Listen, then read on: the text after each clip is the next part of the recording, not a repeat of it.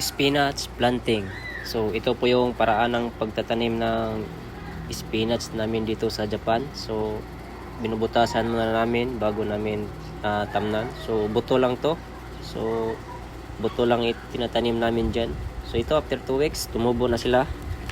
So tinanggalan na namin ng mga damo pati yung tagdalawa para mabilis lumaki yung mga spinach na tinatanim namin.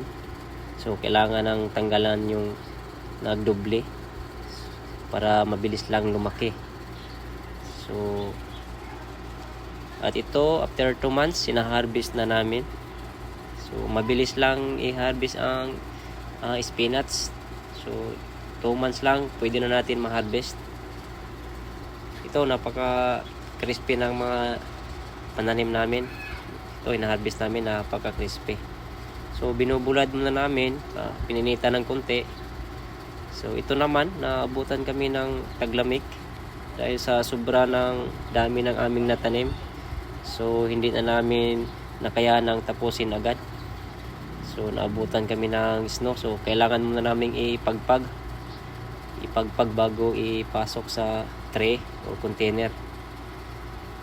Dahil nga sa sobrang dami po ng snow. So